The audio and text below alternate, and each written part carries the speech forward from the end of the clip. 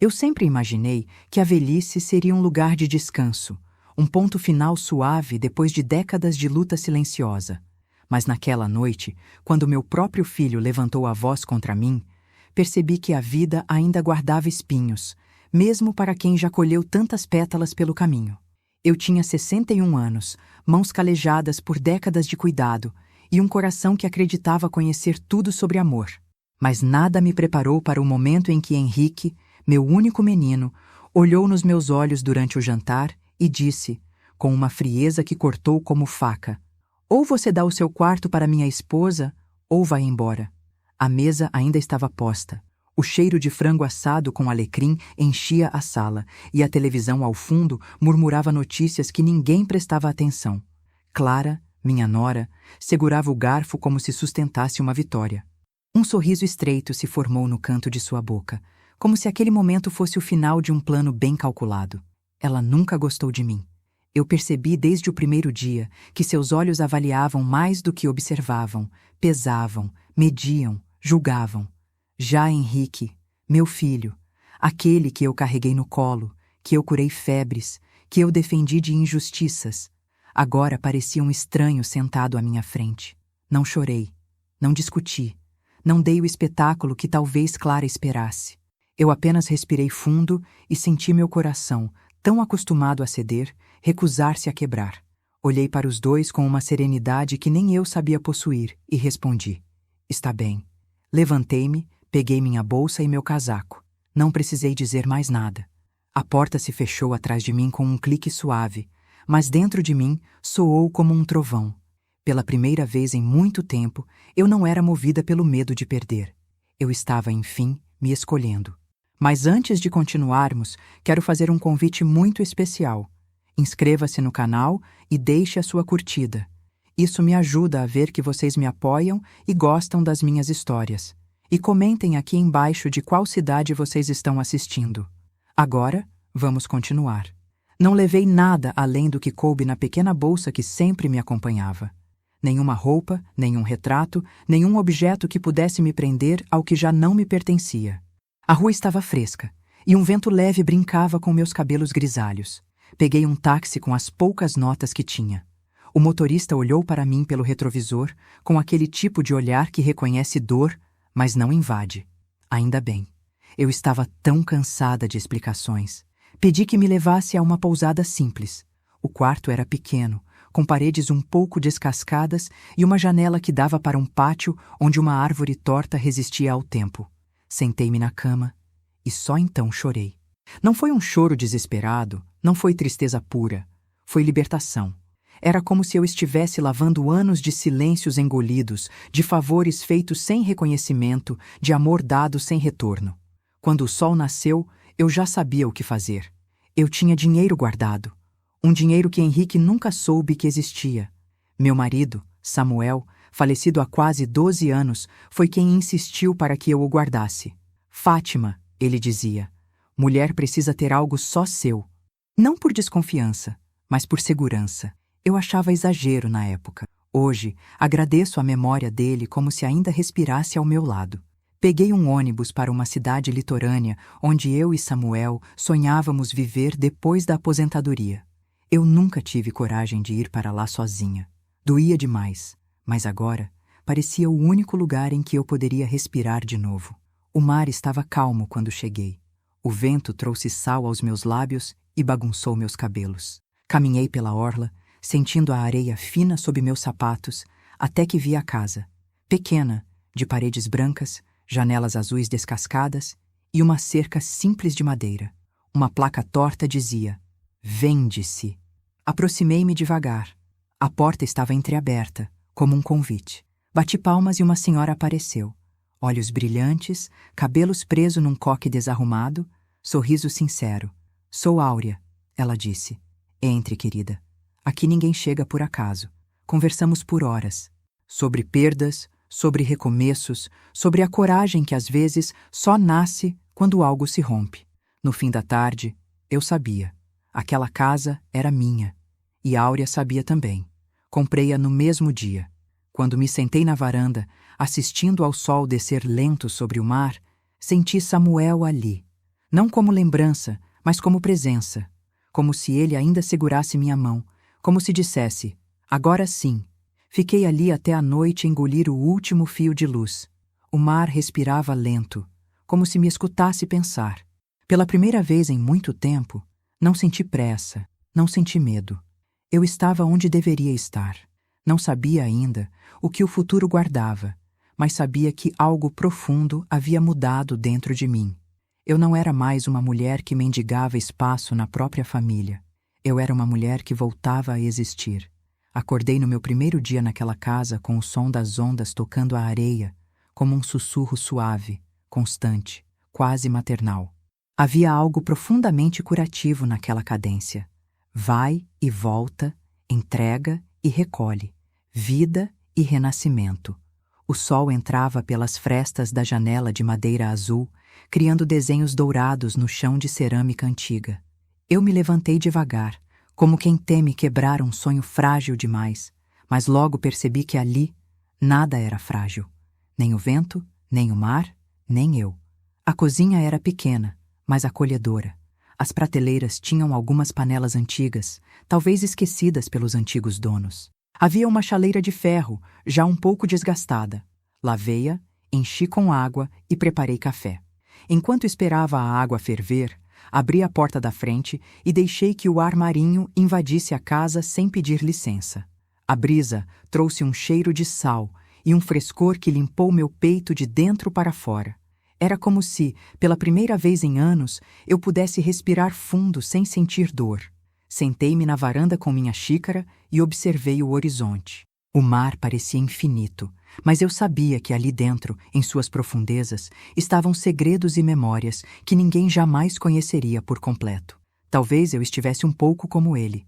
Ninguém sabia das minhas camadas, nem meu próprio filho. Eu tinha me acostumado a ser pequena para caber na vida dos outros. Agora, eu precisava descobrir o que significava ocupar espaço apenas por mim mesma. Mais tarde, Áurea apareceu. Ela carregava uma cesta de pães caseiros e frutas colhidas no quintal. Era o tipo de mulher que trazia vida nos gestos. "Bom dia, vizinha", disse ela com um sorriso grande, como se já fôssemos velhas amigas. Convidei-a para entrar e ela foi entrando sem hesitação, o que me fez rir por dentro. Como é fácil abrir a porta quando a pessoa não quer nada além de companhia. Sentamo-nos novamente na varanda. "Você dormiu bem?" Ela perguntou, sabendo a resposta antes mesmo que eu pudesse dizer. "Dormi", respondi, olhando o mar. "Acho que dormi como não dormia há anos."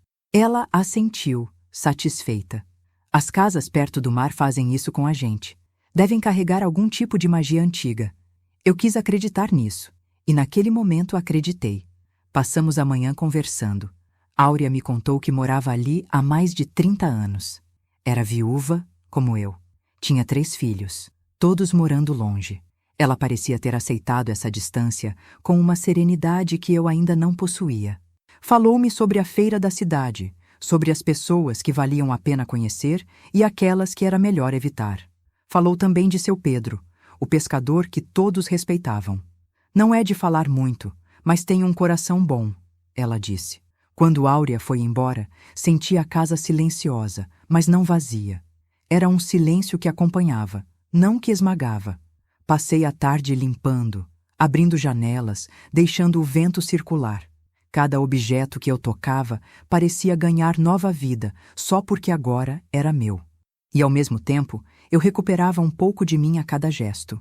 No fim da tarde, decidi caminhar pela praia. Tirei os sapatos e deixei a água tocar meus pés. A maré estava baixa e as ondas me abraçavam sem pressa. O céu estava alaranjado, como se tivesse sido pintado para mim. Eu caminhava devagar, como alguém que aprende a existir novamente. Foi então que o vi. Seu Pedro. Ele estava sentado sobre uma rocha, ajeitando suas redes com movimentos precisos. Tinha a pele castigada pelo sol, mãos fortes e olhar tranquilo. Ele me percebeu se aproximando e levantou o rosto. "Boa tarde", disse eu hesitante. "Boa tarde", ele respondeu, sem nenhuma pressa, mas com uma gentileza real na voz. Por um momento, apenas ficamos ali, diante do mar, compartilhando algo que não precisava ser explicado. "Nova na cidade?" Ele perguntou. Recém-chegada, respondi. Vim recomeçar. Ele olhou de volta para o mar, como se entendesse mais do que eu disse. O mar é bom para isso, mas também é exigente. Quem chega precisa aprender a ouvir antes de falar. Sorri. Acho que eu passei tempo demais ouvindo. As coisas erradas, confessei. Ele não riu, não julgou. Então agora você vai aprender a ouvir o que importa. A simplicidade daquela frase atravessou algo dentro de mim. Eu apenas assenti. Quando voltei para casa, o céu já estava escurecendo. Fiz uma sopa simples e sentei-me novamente na varanda. O mar estava mais agitado, mas não ameaçador. Parecia vivo, pulsante, como se estivesse conversando comigo em uma língua antiga que eu começava a compreender. Foi ali, naquela noite, que me lembrei de Samuel com uma clareza tão grande que senti seu perfume no ar. Não chorei, apenas sorri. Ao contrário de Henrique e Clara, ele nunca tentou me diminuir. Ele sabia do meu valor, mesmo quando eu mesma não sabia. E pela primeira vez desde o jantar, pensei em Henrique sem dor. Pensei nele como o menino que foi antes de ser o homem que se tornou. Algo dentro de mim disse que nossa história ainda não tinha terminado. Mas agora eu estava diferente. Eu não seria mais a mãe que implora para ser amada. Eu seria a mulher que escolhe a si mesma. E isso mudaria tudo. Na manhã seguinte, acordei com o cheiro de maresia entrando pela janela como um convite para viver. Havia algo profundamente transformador naquele ar salgado. Ele parecia tocar não apenas a pele, mas também o que estava guardado debaixo dela. Sentei-me à beira da cama, olhando a luz atravessar a cortina fina, e uma sensação de paz percorreu meu peito. Mas, junto dela, veio também um peso suave. Lembranças antigas que até então eu não tinha coragem de abrir. A memória é como o mar. Às vezes, traz conchas delicadas. Às vezes, corpos que preferíamos deixar afundados. Antes de recomeçar, eu precisava mergulhar no passado. Vesti uma blusa clara, prendi meus cabelos e saí para caminhar. A praia estava quase vazia, exceto por algumas gaivotas que disputavam restos deixados pela maré. O sol ainda estava baixo, desenhando sombras longas. Ao longe, avistei seu Pedro arrumando seu barco, o corpo curvado, mas firme, como quem já enfrentou tempestades demais para temê-las. Ele levantou o braço em um cumprimento silencioso. Respondi com outro gesto leve. Caminhei até uma pedra grande e ali sentei. O som das ondas parecia a trilha perfeita para o tipo de lembrança que estava prestes a vir. Fechei os olhos e deixei que minha mente me levasse de volta. Eu tinha 23 anos quando conheci Samuel. Ele trabalhava como professor de história em uma escola pequena e eu dava aulas de artesanato.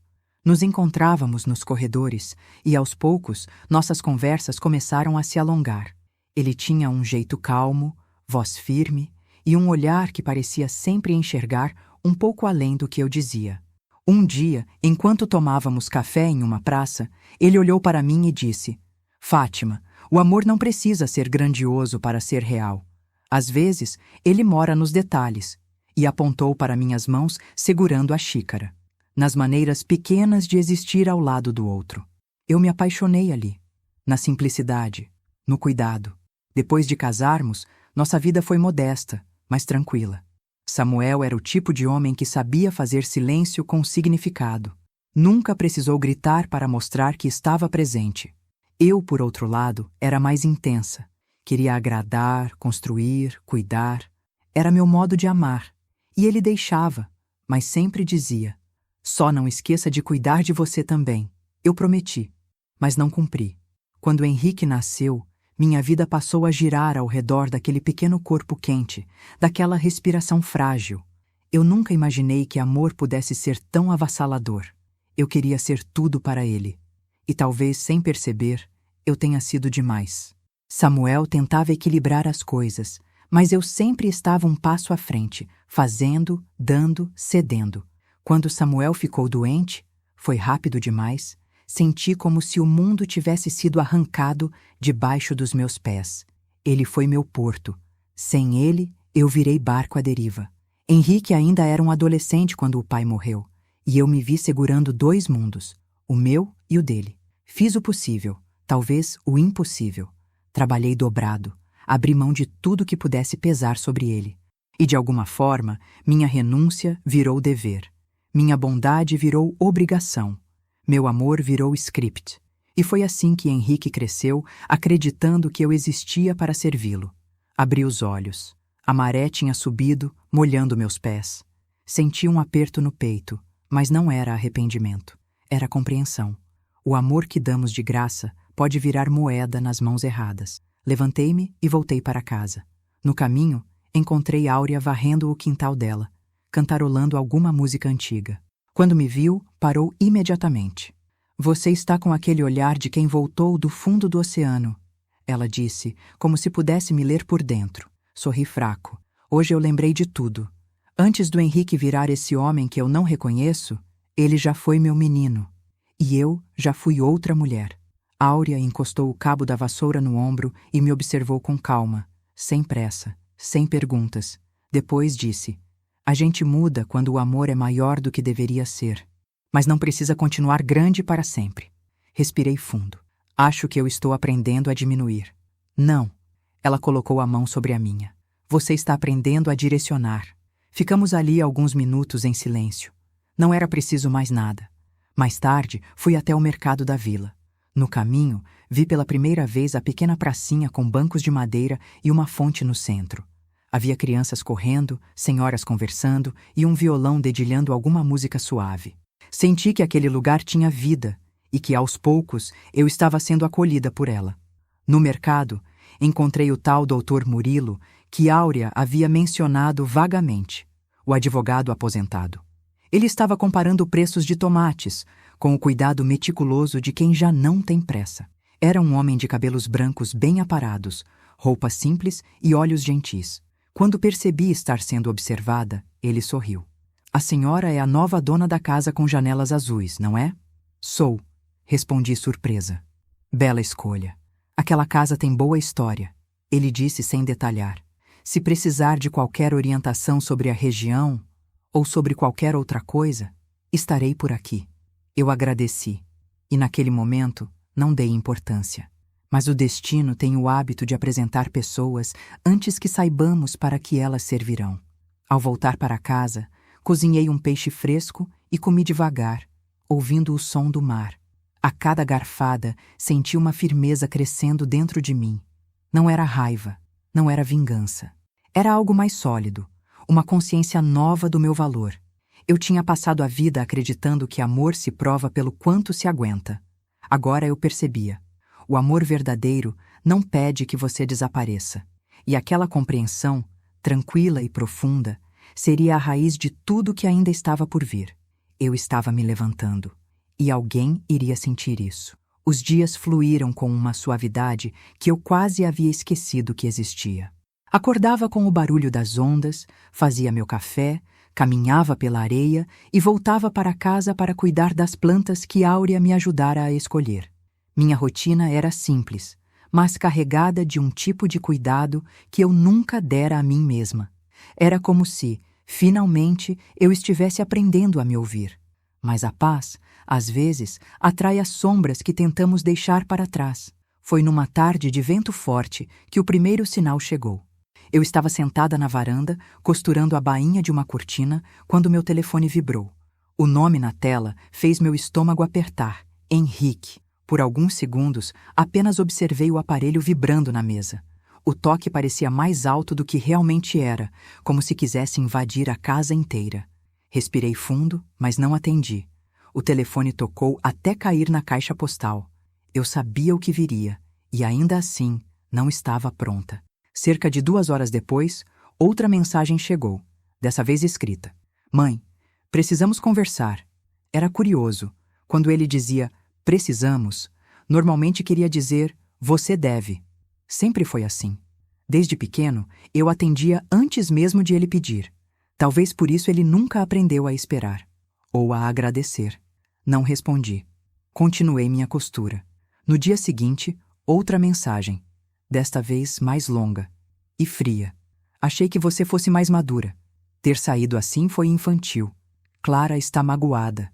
Eu também estou. Você precisa entender que o mundo mudou. e que agora tem uma esposa. É natural que ela tenha prioridades. Não é justo você querer manter um quarto na nossa casa enquanto nós precisamos de espaço para construir nossa própria família. Li aquelas palavras devagar, sentindo cada uma cortar algo dentro de mim. Não porque eu ainda acreditasse nelas, mas porque eu já tinha acreditado por tempo demais. Henrique não estava falando comigo. Estava falando com a versão que eu permiti que ele tivesse de mim. Aquela que não existe mais. Fechei o telefone e o deixei sobre a mesa, sem responder. Mais tarde, fui até o quintal de Áurea. Ela estava sentada numa cadeira de palha, descascando laranjas com a habilidade de quem já fez isso a vida inteira, deixando a casca sair em espiral perfeita. Chegou, não é? Ela perguntou sem sequer me olhar. Chegou, respondi, me sentando ao lado dela. Ela terminou a espiral, colocou a casca sobre a mesa, um laranja inteiro, ainda preso ao formato que a envolvia, e me olhou com calma. Quando um filho fala, o coração da mãe escuta. Mas escutar não significa obedecer. Deixei um longo suspiro escapar. Ele diz que eu deveria ter cedido, que Clara precisava do meu quarto. E você? Ela perguntou. O que você precisava?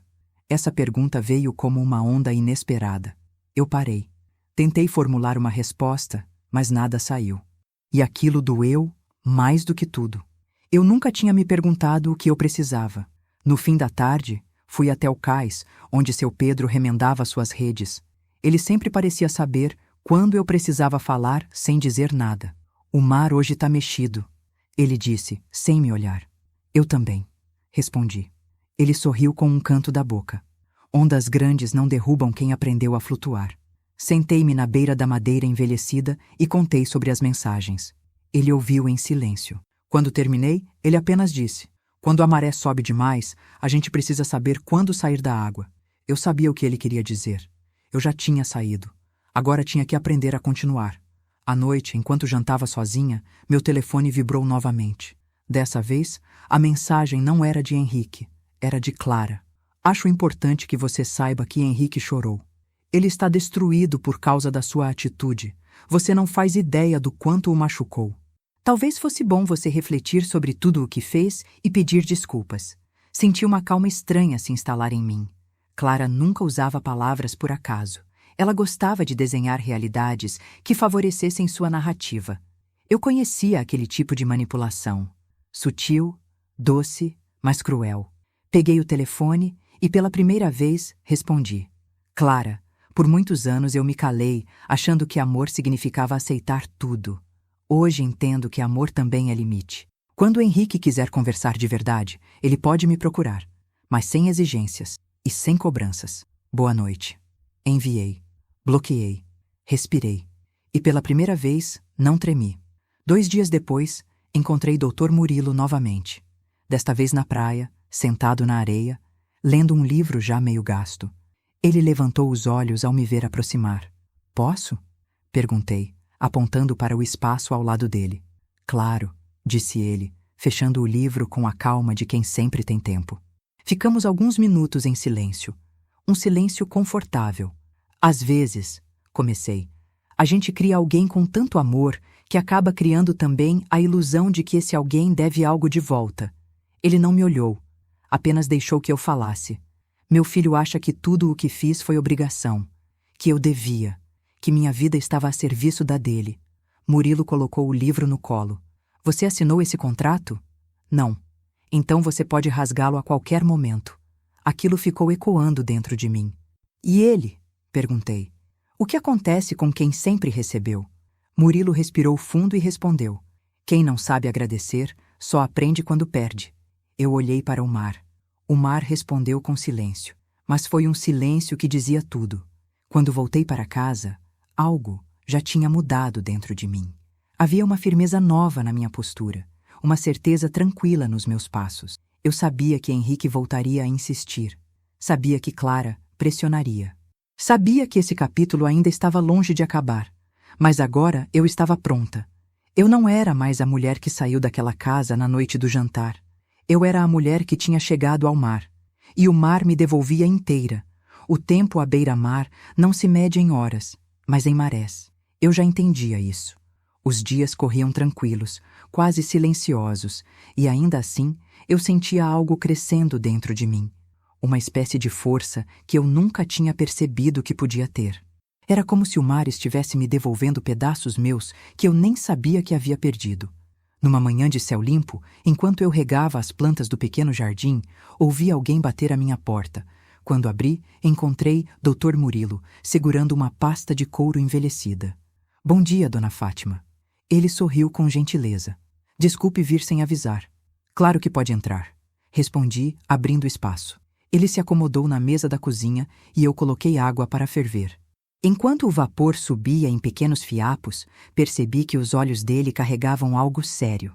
Áurea comentou comigo que você deixou sua casa em circunstâncias difíceis. Ele começou sem rodeios, mas com respeito. Assenti devagar.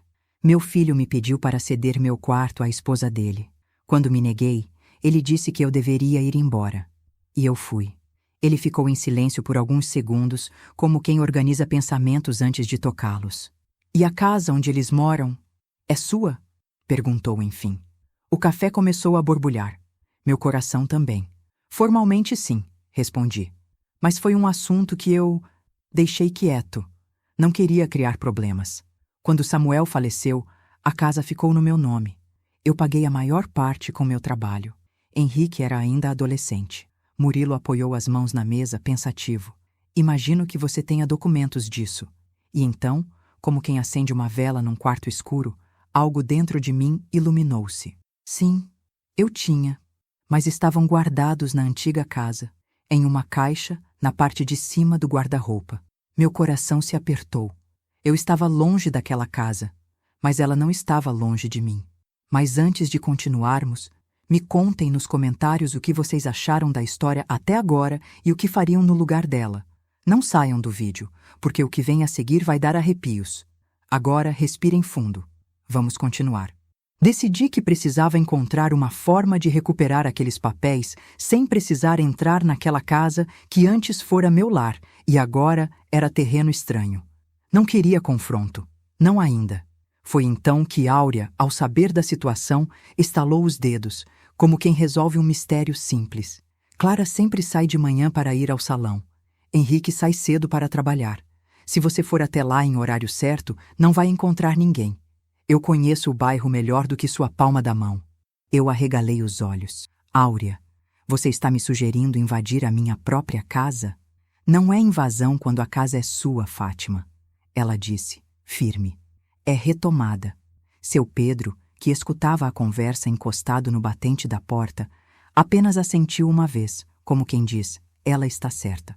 No dia seguinte, acordei antes do sol. Não consegui comer nada além de um gole de café. Passei manteiga no cabelo, amarrei em um coque simples, vesti roupas discretas. Não queria ser vista. Áurea insistiu em ir comigo. Não é momento de estar sozinha, ela disse. Pegamos o ônibus das 6. A cidade grande se aproximou como um velho fantasma. As ruas, os prédios, a pressa. Tudo ainda era o mesmo, mas eu não era. Quando chegamos ao bairro onde Henrique morava, meu coração batia no ritmo de passos apressados dentro do peito. O portão estava trancado, é claro, mas Áurea tinha trazido algo no bolso. Um chaveiro. Eu cuidei dessa casa por muito tempo, lembra? Eu tinha a chave e eles nunca pediram de volta.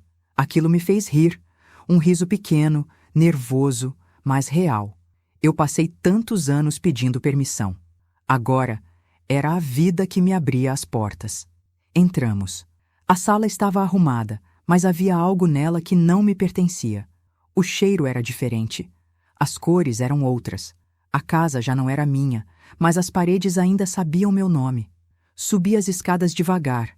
Meu quarto, ou o que restava dele. A cama tinha sido trocada, os lençóis eram outros, a penteadeira sumira, mas o guarda-roupa ainda era o mesmo, e na parte de cima, atrás de cobertores dobrados às pressas, lá estava a caixa de papelão marrom. Meu coração começou a bater tão forte que meus dedos tremeram. Abri. Dentro havia fotos, cartas antigas, pequenos objetos, minha vida guardada em silêncio. E, sob tudo, uma pasta transparente contendo a escritura, os comprovantes de pagamento, a partilha registrada após a morte de Samuel. Tudo em meu nome. Segurei os documentos contra o peito. Eu não chorava. Eu ardia. Saímos tão discretamente quanto entramos. Nenhum vizinho viu. O vento estava do nosso lado. No ônibus de volta, sentei-me ao lado da janela. O sol já nascia no horizonte, iluminando o mar ao longe.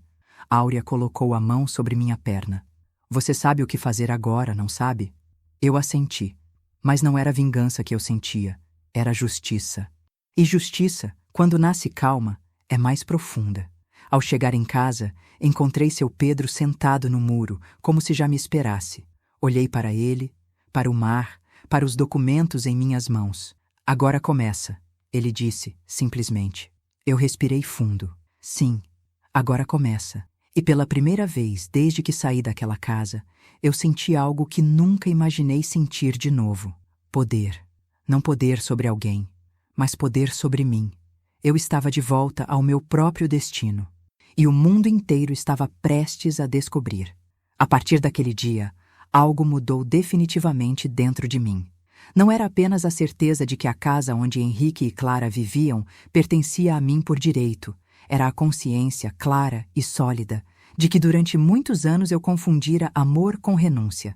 E agora, pela primeira vez, eu estava pronta para restaurar o equilíbrio. Mas justiça não se faz com pressa. Justiça se faz com calma. E eu aprendi a ter calma. Na semana seguinte, voltei a encontrar Dr. Murilo na praia. Ele estava sentado no mesmo lugar de antes, o livro aberto sobre o colo, a brisa levantando algumas páginas. Quando me aproximei, ele levantou os olhos e me ofereceu um sorriso tranquilo.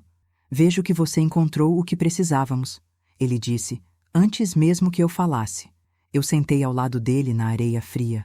Sim, toda a documentação. Escritura, comprovantes, tudo. Está tudo no meu nome. E não há registro algum de doação, transferência, nem nada parecido.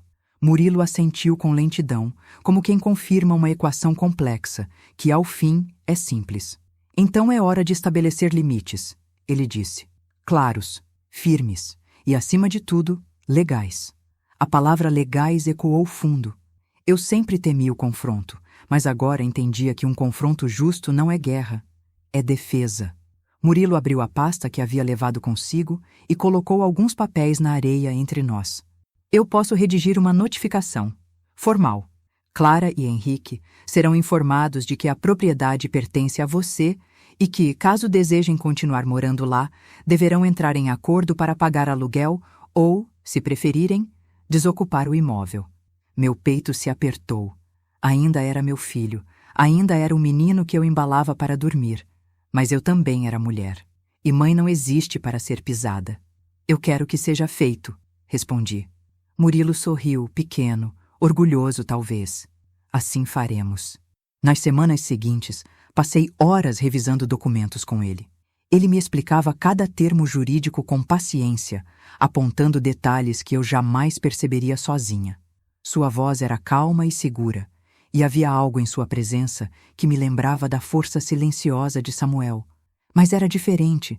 Não era substituição. Era continuidade. Às vezes, eu o observava quando ele não percebia. O jeito como ele franzia o senho ao ler, como movia os dedos sobre o papel, como respirava antes de falar. Havia vida ali. Havia uma história que eu ainda não conhecia. E pela primeira vez, desde que Samuel se foi, eu me permiti sentir curiosidade por alguém. Áurea percebeu, é claro. Ela sempre percebe antes de todo mundo. Você está olhando para Murilo como quem olha o mar depois da tempestade. Ela disse um dia, mexendo no meu jardim como se fosse o dela. Fingi não entender. Ela apenas riu. Mas enquanto a minha vida se alinhava à deles, lá naquela antiga casa, começava a desmoronar. As primeiras mensagens vieram de Henrique. Mãe, recebi uma carta. O que significa isso? Você está fazendo isso por vingança? Eu não respondi. Não ainda. Depois vieram ligações perdidas, uma atrás da outra. Às vezes 10 no mesmo dia. Eu deixava tocar até parar. Meu coração apertava, sim. Nenhuma mãe deseja ser motivo de sofrimento para seu filho. Mas havia algo que eu precisava manter firme. Eu não devia explicações pela minha liberdade. Clara, por outro lado, não se calava. Nós construímos uma vida aqui. Isso é abusivo. Você está destruindo sua própria família. Eu bloqueei todos os números dela, não por raiva, por preservação. Até que um dia, Henrique finalmente escreveu algo diferente. Mãe, por favor, eu não sei o que fazer. Podemos conversar? Eu respirei fundo. Fiquei muito tempo olhando para aquela mensagem. Depois respondi. Podemos. Mas será na minha casa. Quando você estiver pronto para ouvir, me avise. E então, silêncio. Dias de silêncio. Silêncio que doía, mas era necessário. Enquanto isso, continuei vivendo. Eu aprendi a pescar com seu Pedro. Ele me ensinou a amarrar nós firmes, daqueles que não se desfazem com o tempo. Disse que era importante saber isso, porque na vida, às vezes, a gente precisa segurar o que vale a pena e deixar o resto ir. Aprendi a assar peixe no carvão e temperar com limão galego, daquele que cresce nas hortas de quintal. Aprendi a sentir o tempo pelo cheiro da maresia e não pelo relógio. E pouco a pouco, comecei a me sentir inteira. As noites à beira-mar têm uma forma diferente de nos confrontar. O mar escuro, profundo, sem fim, nos obriga a olhar para dentro. E numa dessas noites, enquanto observava o horizonte, senti uma lágrima escorrer. Não de tristeza, mas de compreensão. Eu entendi, enfim, que a maior dor da minha vida não foi o abandono. Foi o tempo que passei acreditando que eu não merecia mais do que isso.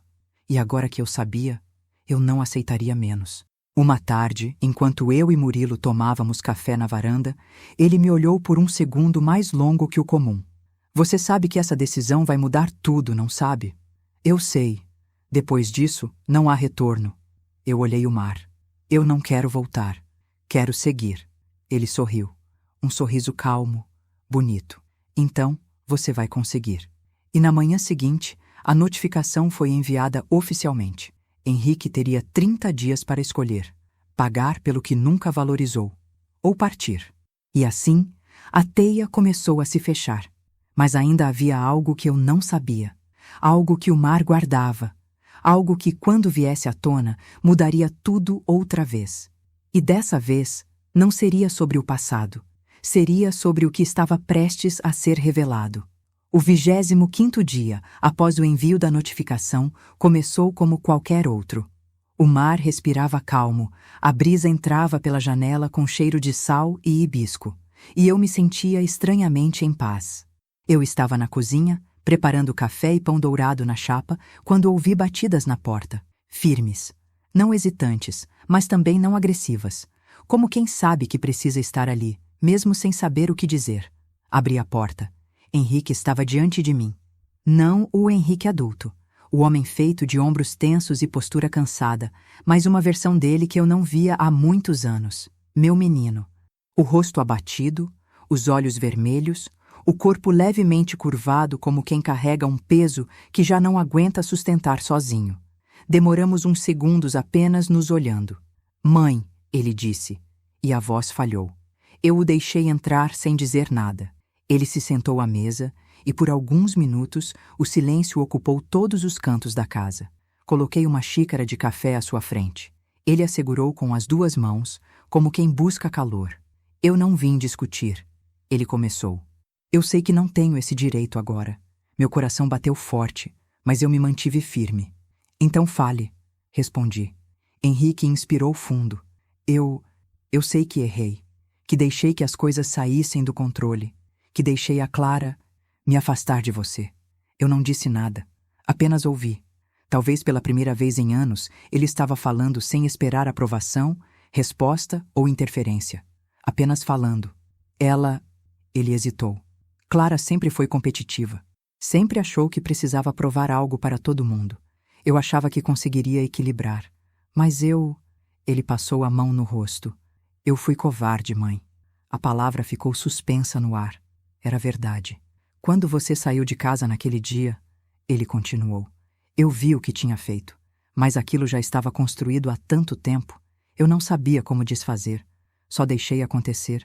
Eu senti uma pontada no peito, não de sofrimento, de reconhecimento. Eu também tinha deixado muita coisa acontecer na vida, mas agora era diferente. Agora eu sabia quando parar. E por que você veio? Perguntei. Henrique levantou os olhos para mim. Porque eu não quero perder você. E porque eu preciso te contar uma coisa. Meu corpo inteiro ficou alerta. Clara está grávida. O mundo não balançou, não caiu, não se quebrou, mas algo dentro de mim mudou de posição. Um neto, ou neta, sangue do meu sangue. A primeira reação que eu senti foi alegria. Uma alegria pequena, frágil, como um broto que nasce no frio, mas ela estava ali. Em seguida veio algo mais complexo, um medo profundo de que aquele bebê fosse usado como moeda, escudo, chantagem emocional. Henrique continuou. Ela acha que isso vai mudar tudo, que você vai desistir da casa, que você vai voltar. A voz dele tremeu. Mas eu não quero isso.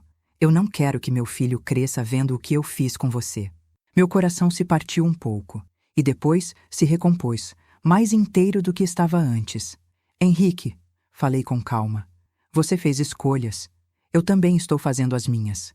Ele assentiu, devagar, como quem aceita uma sentença necessária. Eu sei.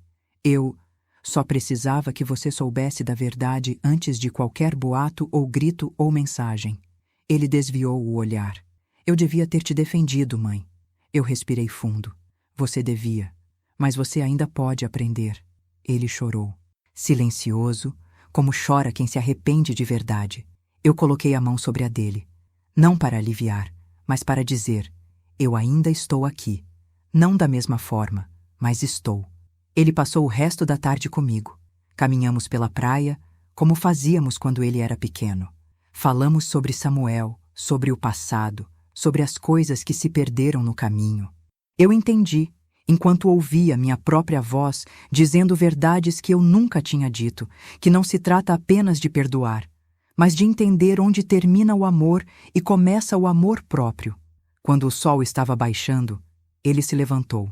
Eu vou falar com ela, ele disse. Eu não sei o que vai acontecer depois, mas eu quero ser melhor do que fui. Eu assenti. A porta está aberta para você. Para ela? Ainda não. Talvez um dia. Talvez nunca. Isso vai depender dela. Ele entendeu.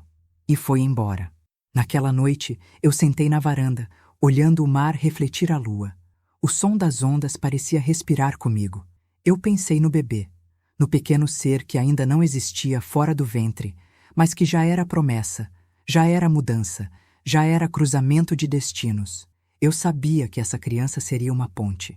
Mas ponte não significa paz. Pode significar travessia. E travessias podem ser calmas, ou podem vir acompanhadas de tempestades. Enquanto eu observava o horizonte, senti que algo se movimentava na maré da vida. Não era apenas reconciliação. Era o começo de uma revelação maior. Algo que ainda estava escondido. Algo que mudaria não só o meu destino, mas o destino de todos nós. O mar nunca guarda segredos para sempre. Os dias seguintes à visita de Henrique foram de silêncio, mas não de um silêncio vazio. Era um silêncio que respirava, que se movia, que preparava terreno. Eu sabia que algo estava por vir. Sabia que a revelação sobre a gravidez de Clara era apenas a borda de um véu muito maior. Mas não imaginei o tamanho da sombra que ele escondia. Eu estava no jardim, podando um vaso de lavandas que Áurea havia me presenteado, quando ouvi o portão rangendo. Não era Henrique. Seus passos eu reconheceria mesmo no escuro. O caminhar daquela pessoa era seco, rígido, quase metálico. Quando a figura entrou pelo jardim, meu corpo inteiro se enrijeceu. Era Clara. Seus cabelos estavam presos em um coque apressado, e os olhos... os olhos. Não tinham brilho. Tinham fogo. Mas não um fogo vivo. Um fogo que destrói porque não sabe existir de outro modo. Ela estava mais pálida, mais magra. E ainda assim, olhava ao redor da minha casa como quem avalia território. Posso entrar? Ela disse, sem nenhum traço de humildade na voz. Eu limpei as mãos na saia e a encarei. Você já entrou, respondi, apontando a varanda. Sente-se. Ela não sentou. Caminhou até a beira da varanda, os braços cruzados, o queixo erguido. Eu sei que Henrique esteve aqui, disse. Sim, respondi. Ele me contou da notificação e da sua decisão. Sua voz saiu ameaçadora, mas instável. Você acha que pode destruir o que construímos? Eu a observei por alguns segundos antes de responder. E então, falei. Eu não destruí nada. Apenas deixei de sustentar. Clara cerrou os dentes. Você sempre se fez de vítima, Fátima.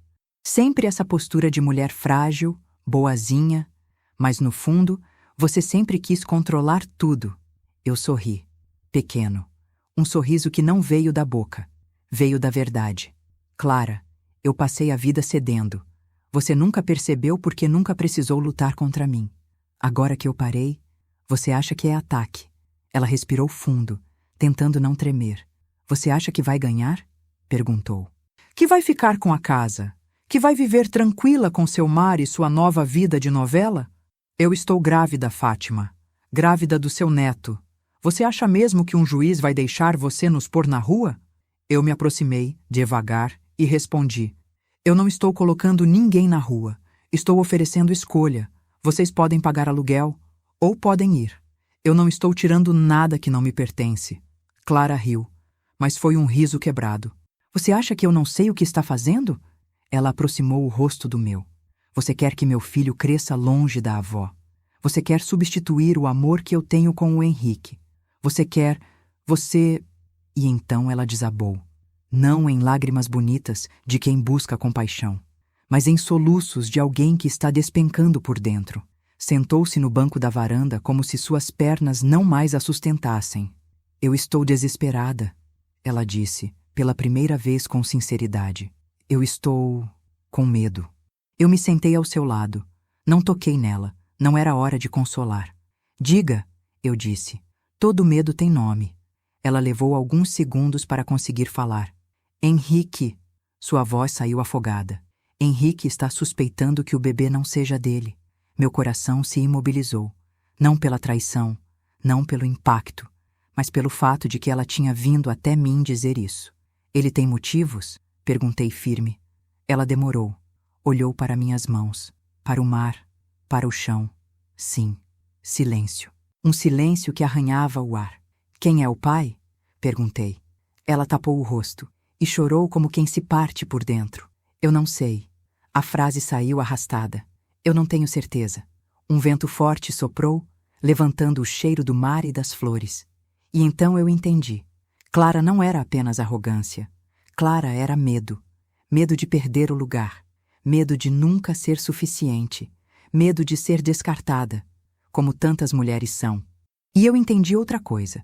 O bebê, aquele que eu já tinha começado a amar, não era ponte. Era espelho. Um espelho da fragilidade humana, do lugar onde escolhas e consequências se encontram. Eu inspirei fundo. Clara, eu disse, você não veio pedir ajuda. Veio pedir perdão, mas você ainda não sabe como. Ela me olhou com os olhos rasos. Eu não sei viver sem Henrique, Fátima. Eu a encarei com firmeza. Então aprenda a viver com a verdade, porque a mentira já está te matando. Clara começou a tremer, não pela brisa, mas pela consciência. Se ele descobrir, ela sussurrou, ele nunca vai me perdoar. Eu me levantei e caminhei até a porta, não para expulsá-la, mas para lembrar que a escolha agora era dela. A verdade sempre chega, eu disse.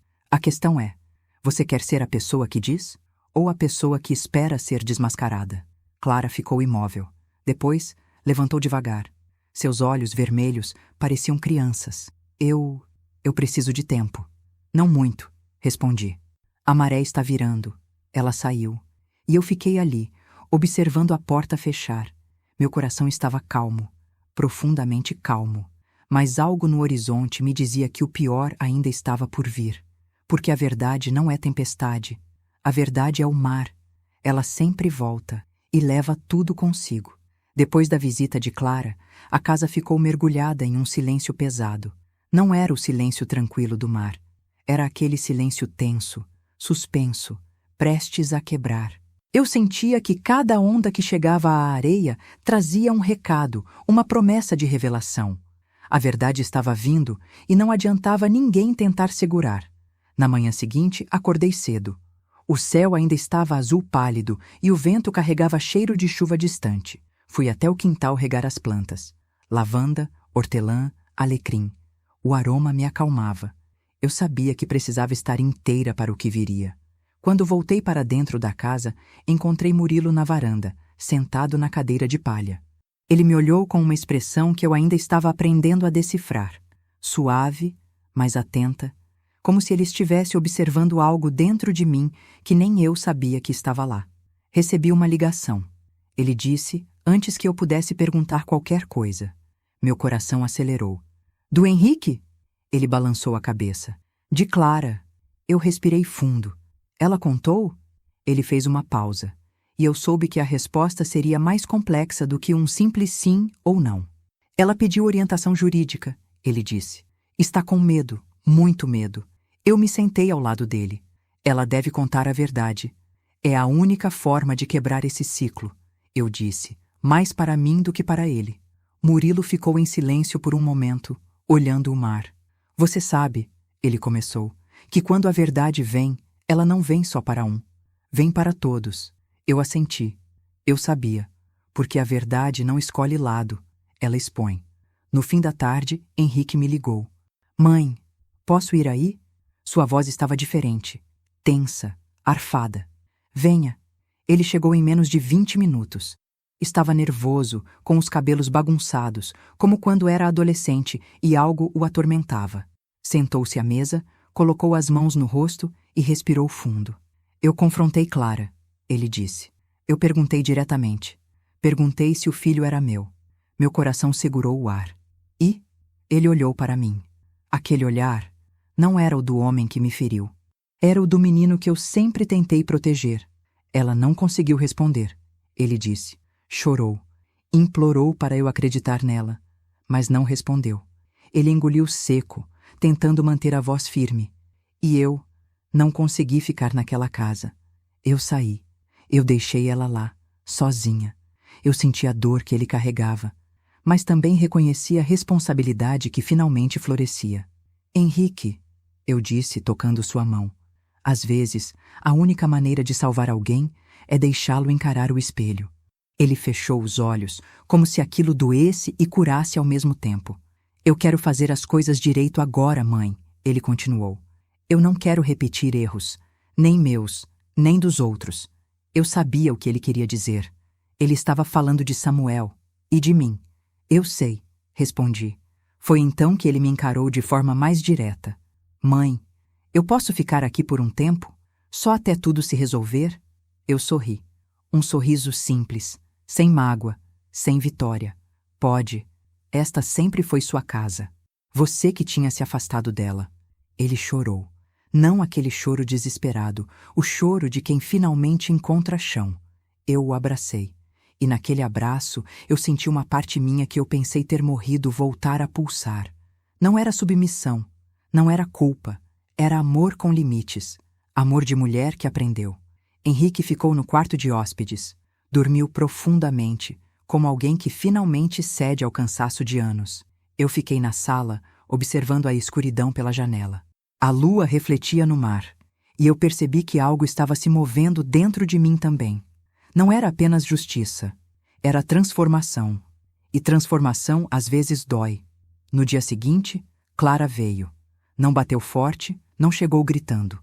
Ela entrou no quintal devagar, os olhos inchados, o corpo curvado. Era outra mulher. Henrique saiu primeiro para recebê-la. Eles ficaram frente a frente na varanda. Eu observei de longe, sem interferir. Era deles. Era a hora. Henrique, Clara disse com a voz quebrada. Eu errei. Eu me perdi. E eu não sei mais quem eu sou sem você brigando comigo, sem essa guerra que eu mesma criei. Ele não respondeu. Eu quis ter poder sobre algo, ela continuou. Sobre alguém, sobre você, sobre sua mãe, sobre tudo. Eu queria ser amada e respeitada de um jeito que eu nunca aprendi a receber. E no meio disso, eu destruí tudo. Henrique respirou fundo. Quem é o pai, Clara? Ela fechou os olhos. Quando abriu, havia desespero, mas também verdade. Eu não sei. Sua voz saiu limpa. Eu não sei. O vento parou. O mundo parou. Henrique chorou. Clara chorou. E eu apenas respirei. Porque às vezes, o que destrói não é a mentira. É o que vem depois que ela cai. Quando Clara se levantou para ir embora, ela olhou para mim. Não pediu perdão, mas seu olhar dizia: eu entendi. Eu assenti, não como perdão, mas como reconhecimento de humanidade. Ela foi embora caminhando devagar pela rua, sem histeria, sem máscaras. E eu soube. A guerra havia terminado. Mas a história ainda não. Porque quando o mar recua, é porque uma onda maior está vindo. E no último capítulo, essa onda vai quebrar. A manhã nasceu pesada, como se o céu pressentisse o que estava prestes a acontecer. O mar, geralmente calmo àquela hora, estava agitado, levantando ondas grandes demais para tão cedo. Eu sempre digo que o mar anuncia antes. Ele sabia. Eu também sabia, ainda que não quisesse admitir. Henrique estava mais silencioso do que o normal. Tomou café olhando para o nada, as mãos firmes ao redor da xícara quente. Eu não pressionei.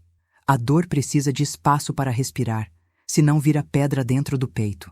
Clara não voltou naquele dia, nem no seguinte.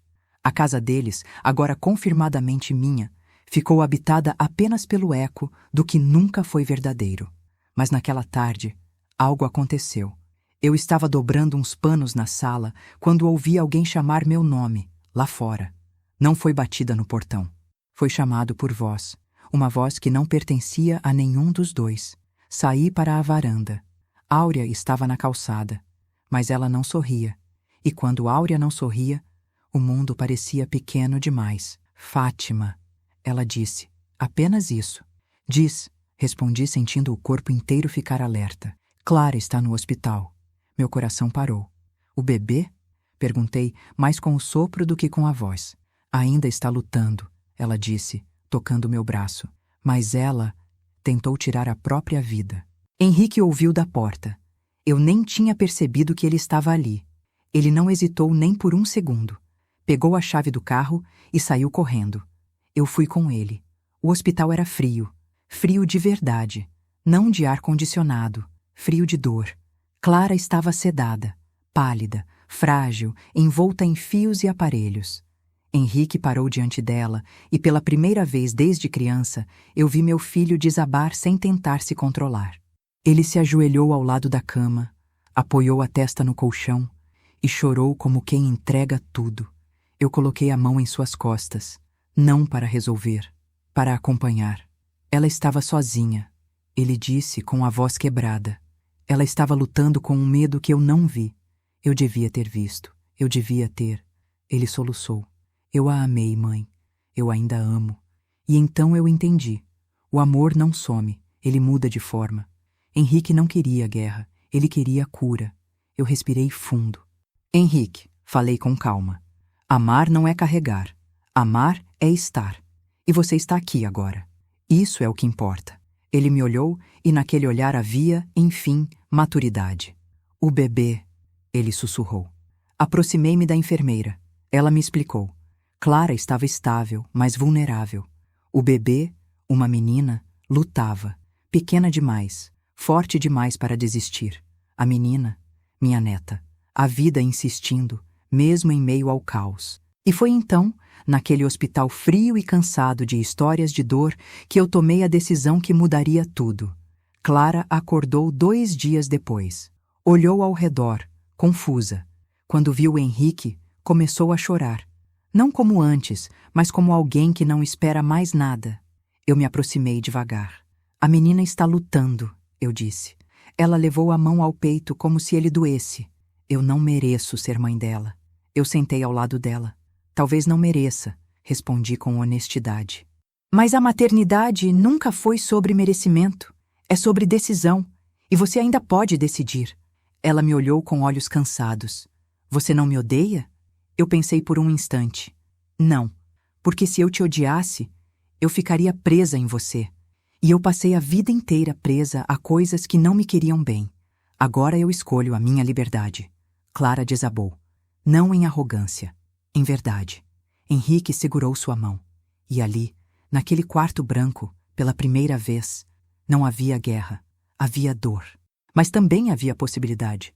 Nas semanas seguintes, algo inesperado aconteceu. Clara começou terapia, por vontade própria. Henrique se voltou para dentro, olhando para seus erros, suas ausências, seus medos. E eu Eu continuei vivendo minha vida, minha casa, meu mar, mas agora não estávamos separados por muros invisíveis. Estávamos, de algum modo, reconstruindo, não como antes, mas como gente que se reconhece humana. A menina nasceu prematura, mas forte, pequena como um punhado de luz. Quando a enfermeira me colocou aquele ser tão minúsculo nos braços, eu senti algo que não vinha de memória, nem de passado. Vinha do agora. Como vai se chamar? Perguntei. Henrique sorriu, cansado, mas verdadeiro. Samuel. Meu coração se abriu como uma onda quebrando no rochedo. Meu Samuel. De volta. Não como antes, mas como continuidade. Eu chorei. Mas foi um choro leve, um choro de paz. Com o tempo, Clara e Henrique decidiram sair da casa. Não porque eu pedi, não porque eu exigi, mas porque eles quiseram construir algo novo por conta própria, longe das sombras da culpa e da disputa. Eu os ajudei, com calma, com limites. Visitavam-me nos fins de tarde, sentavam na varanda. Samuel dormia no meu colo, e o mar respirava conosco. Murilo continuou por perto, mas não como alguém para preencher um vazio, como alguém que caminhava ao meu lado, porque eu finalmente tinha espaço dentro de mim para caminhar acompanhada. Um dia, ele segurou minha mão enquanto o sol se punha. Você venceu, ele disse. Eu sorri. Não, eu me escolhi. É diferente. Ele riu. E eu também. E é por isso que hoje, quando as ondas batem na pedra da praia, eu fecho os olhos e agradeço. Não por ter ido embora, mas por ter tido coragem. Coragem de dizer não. Coragem de dizer basta. Coragem de nascer de novo, aos 61 anos. A vida não termina quando alguém nos rejeita. A vida começa quando, finalmente, nós deixamos de nos rejeitar. Antes de encerrarmos completamente, eu quero aproveitar esse momento para falar diretamente com você que me acompanhou até aqui. Se essa história tocou seu coração de alguma forma, seja pela dor, pela coragem, pela força ou pelo renascimento, eu te faço um pedido muito especial. Sua participação é essencial para que histórias como essa continuem sendo contadas. Se você ainda não fez isso, inscreva-se agora no canal. Isso é totalmente gratuito. Não leva nem 2 segundos e faz toda a diferença para que eu consiga continuar trazendo histórias emocionantes, transformadoras, capazes de tocar vidas e despertar novas perspectivas.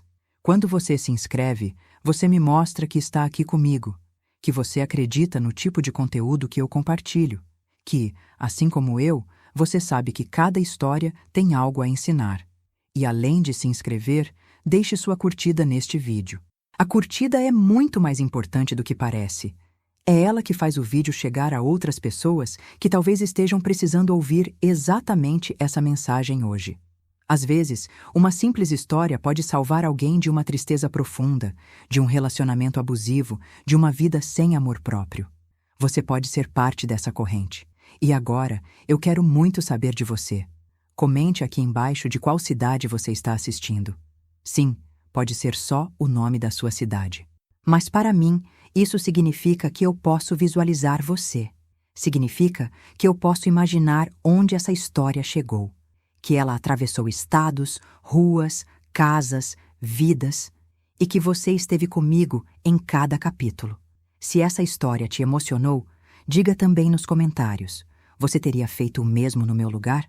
Você teria ido embora? Você teria recomeçado? Você teria tido coragem de escolher a si mesma? Eu quero ler tudo, cada palavra, porque aqui nós não estamos sozinhos. Aqui nós somos mulheres que se reconhecem, que se fortalecem, que se levantam.